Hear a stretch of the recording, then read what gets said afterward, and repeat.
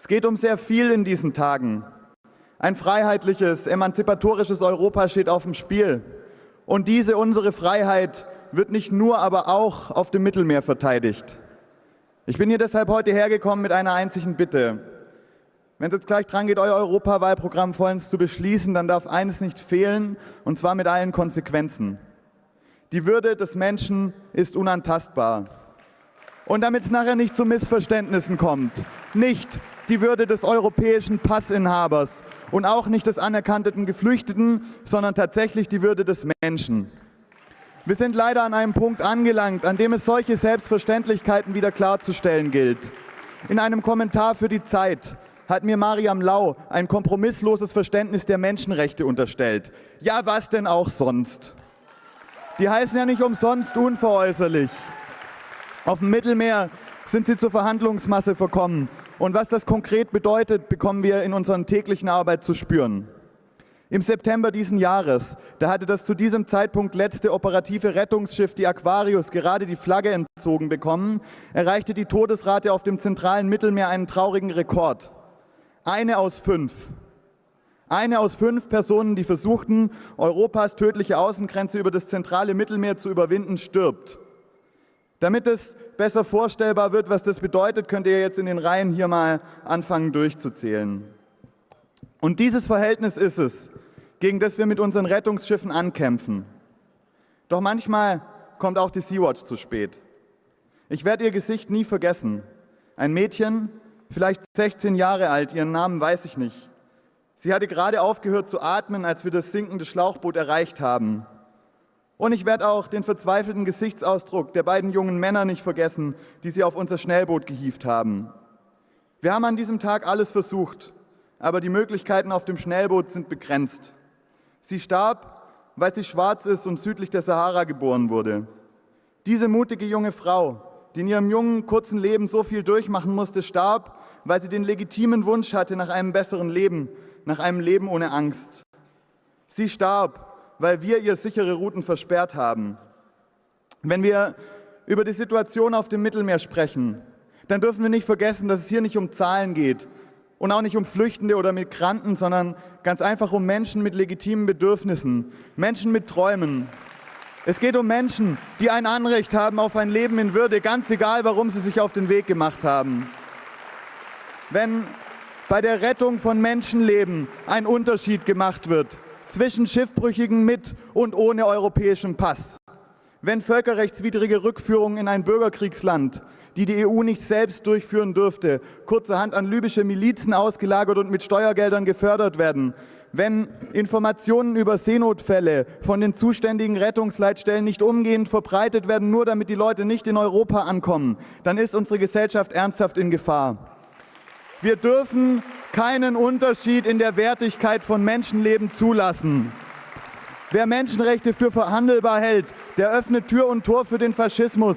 Und genau das aber passiert gerade an den Grenzen Europas. Wer Migrationsmanagement über die Achtung der Menschenwürde stellt, der gefährdet die freiheitlich-demokratische Grundordnung. Und das sage ich auch mit Blick in meine schwäbische Heimat, wo eine grün geführte Regierung lieber in ein Kriegsland wie Afghanistan abschieben lässt, als dabei zu helfen, ein paar Dutzend Geflüchtete, die auf der Lifeline gestrandet waren, über den reichsten Kontinent der Welt zu verteilen. Zum Glück sind die in Kriegsgebiete abschieben oder Geflüchtete zumindest in die Pampa schicken wollen, bei euch aber in der Minderheit. Ich habe mir die entsprechende Kapitel im Wahlprogramm ja angeschaut und ich hoffe, dass ich damit Recht behalte, auch wenn ihr dann in Regierungsverantwortung seid. Und ich möchte diese Rede deshalb auch nutzen, um mich bei euch zu bedanken. Viele von euch haben uns unterstützt. Ein großes Dankeschön geht raus, zum Beispiel nach Schleswig-Holstein oder nach Berlin und an die vielen Städte und Bundesländer, die Aufnahmebereitschaft angekündigt haben. Häufig mit massiver grüner Unterstützung und dafür gebührt euch mein aufrichtiger Dank. Denn hier gibt es ernsthaft etwas zu gewinnen.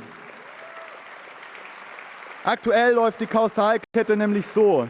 Italien verweigert Rettungsschiffen ganz grundsätzlich das Einlaufen. Gleichzeitig werden RetterInnen dort massiv kriminalisiert. Bei den Trapani 10, der Crew des Rettungsschiffs Juventa, da geht es um bis zu 20 Jahre. 20 Jahre Haft für das Retten von Menschenleben.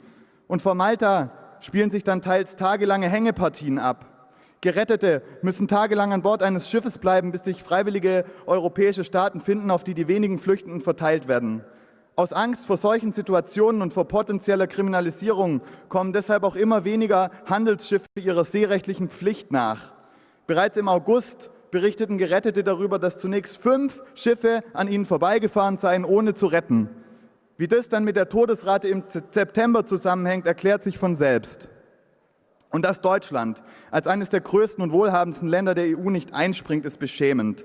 Dass die bereits im Rahmen solcher Standoffs zugesagten 50 Flüchtenden immer noch auf Malta festsitzen, bedeutet Wortbruch von Seiten der Bundesrepublik.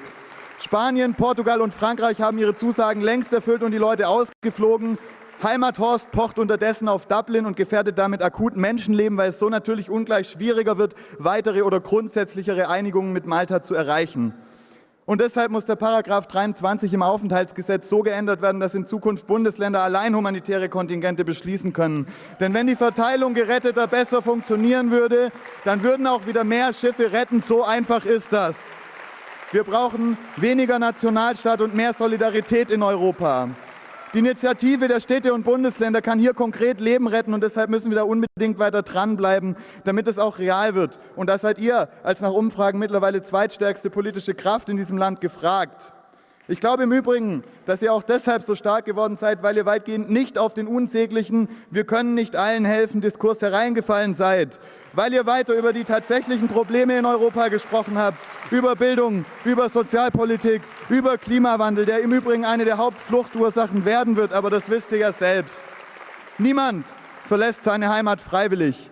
Migration und Flucht sind Realitäten, die sich weder klar voneinander abgrenzen noch verhindern lassen. Und deshalb müssen wir endlich anfangen, Migration als Fakt und nicht als Krise zu verstehen. Die Gesellschaft der Vielen ist doch teils längst Realität und das ist eine Chance.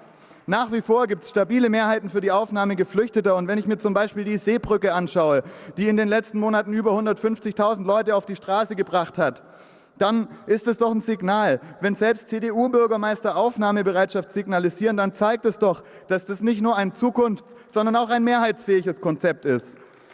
Das Gegenteil wird leider gerade Realität. Vorgestern haben wir den Fall der Berliner Mauer gefeiert, doch die Zäune, die heute um Europa gebaut werden, sind um ein Vielfaches tödlicher. Und wir müssen auch über die Folgen der Externalisierung der europäischen Grenze sprechen, die dazu beiträgt, ein Konzept der zirkulären Migration, wie es lange auf dem afrikanischen Kontinent Bestand hatte, zu zerstören. Die europäische Abschottungspolitik verhindert nicht Migration, sie schafft selbst Fluchtgründe. Wer die Würde des Menschen achtet, das ist ganz klar, der kann keinen Zaun um Europa dulden und auch keinen Burggraben. Und deshalb ist es jetzt an der Zeit für die Grünen, mutig zu sein. Lasst uns deshalb weniger Abschottung wagen. Ich bin 1989 geboren und ich bin in einem Europa aufgewachsen, das sich geöffnet hat. Und ich habe mit diesen Grenzöffnungen durchweg positive Erfahrungen gemacht. Lasst uns die Europawahl zu einem Wendepunkt in Richtung eines solidarischen Europas der vielen machen. Lasst uns gemeinsam das Sterben auf dem Mittelmeer beenden. Lasst uns gemeinsam daran arbeiten, dass Sea-Watch und Sea Eye überflüssig sind. Und bis dahin haltet uns den Rücken frei, denn wir werden nicht aufgeben und wir werden weiter rausfahren, solange auf dem Mittelmeer Menschen sterben. Vielen Dank.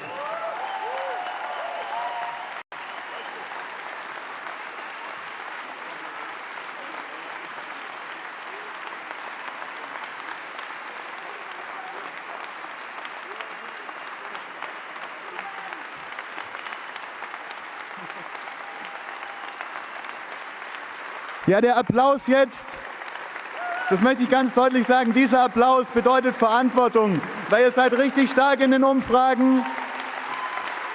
Und wer jetzt klatscht, der muss mithelfen, dass wir da wieder rausfahren können. Und der muss mithelfen, dass wir bald überflüssig sind. Und der muss mithelfen, dass die Würde des Menschen wieder unantastbar wird. Dankeschön.